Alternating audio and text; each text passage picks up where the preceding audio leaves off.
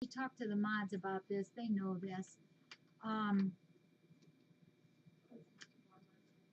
Somewhere out there, we have to always say we just can't take on any more permanents or resident cats. And then something happens and it's like, oh my gosh, I think we have to. We have to help somebody else.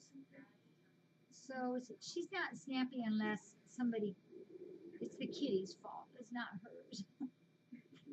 No, she's being a little crabby. So,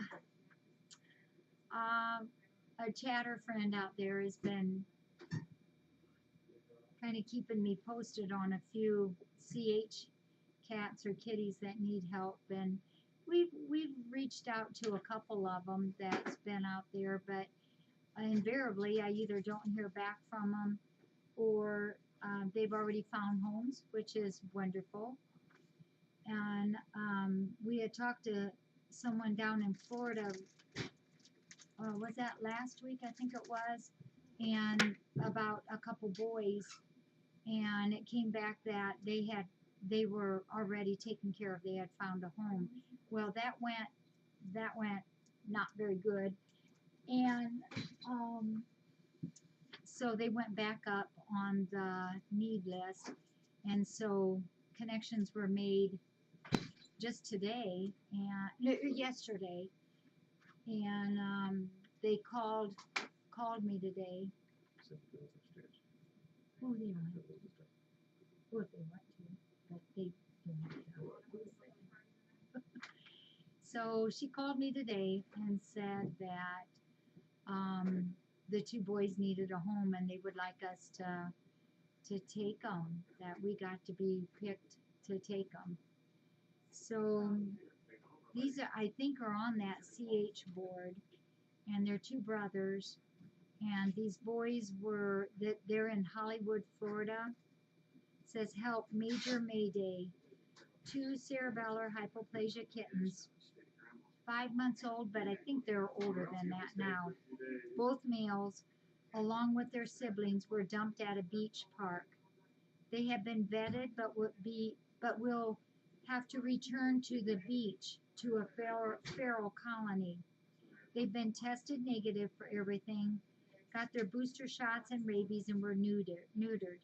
They can't survive there and not very fast, and will get run over by cars in the beach parking lot or fall victims of harm by someone. Help. And so this Linda called, and we're going to take these two boys. We're going to take them into our home here of FFRC and give them a permanent home here. We're going to love them.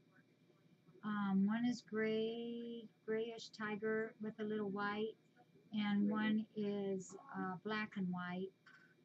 I think one is like 8 pounds and one is like 5 pounds. Well, this is what happens, I guess, at this beach park, she calls it. She said one side of it that is next to the ocean and a road. She says, and then on the other side of it is another road. I think I understand this right.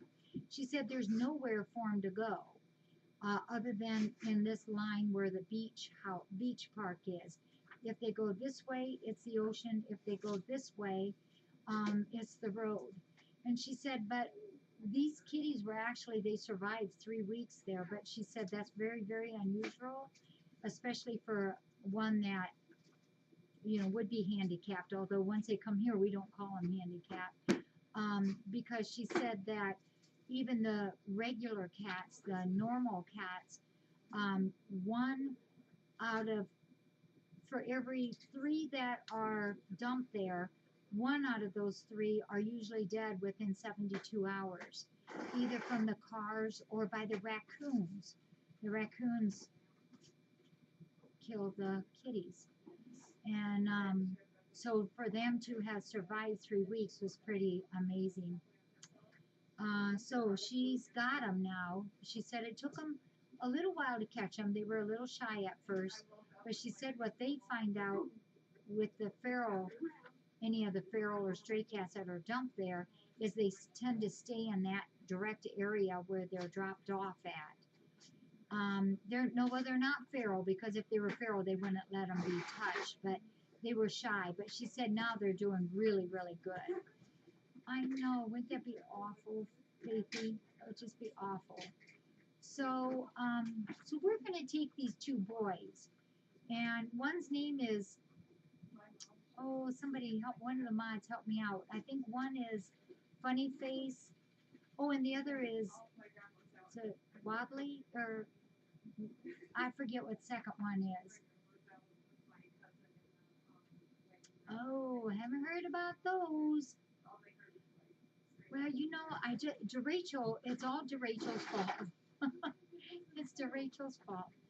I just love these sage kitties, and just like it doesn't matter if they're 100% social or not. I mean, just look at Jersey. We know that he's a little shy, and it doesn't matter. This is his home, and we take him for what he is. And yes, you all probably know that some of these CHers once in a while will have trouble getting into the litter box. But when we take on something like this, we take them on. We take them on. Unconditional love. It doesn't matter if they have a little accident here or there. We are all very able to bend down and pick it up and clean it up and scrub it up. So it's just how they are is how they are, and we love them for whatever. Yeah, yeah. Derecho's been a big part of us here, hasn't he? Yeah. Oh well, okay. That's a good question for a kitty. Okay, so we need to get them out. We would like to get them here ASAP.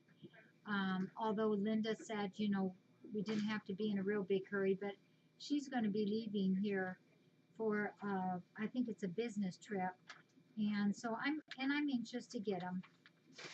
I guess I always feel better once we've made a commitment. I like to jump on it. So here it is, wintry weather. Here it is, Christmassy weather or Christmassy time, and we want to do this fast.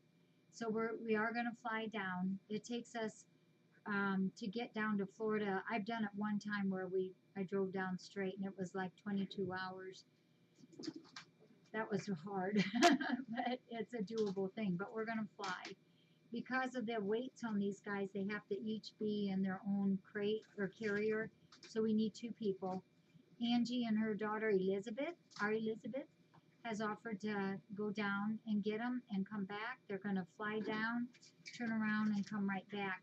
The first flights that I looked at were hugely expensive, and I couldn't find any plane anywhere with any seats opening going from Toledo to Fort Lauderdale, Fort Wayne to Fort Lauderdale, and it was just really hard because of the season.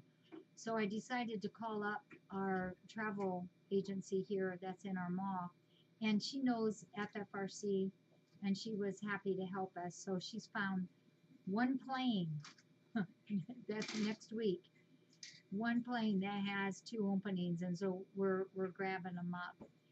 Um, and it was much, much cheaper. The flights were much cheaper. So we're going to go through Southwest from Detroit. I forget where the layover is, but then from there down to Fort Lauderdale.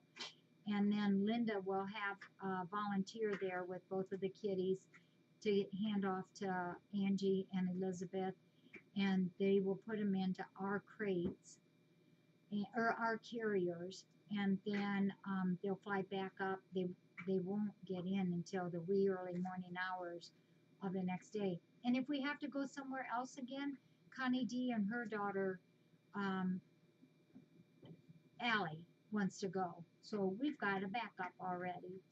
So it's going to be Tuesday, and I haven't gone. Is Warped on? I'm not sure if Warped is on or not. But what I was thinking of is those beautiful blankies that she had yesterday. I think what we'll do is the sale funds from that is what we'll use to fund this rescue for these two boys.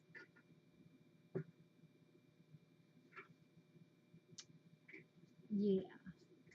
Bless those Lorenzo ladies.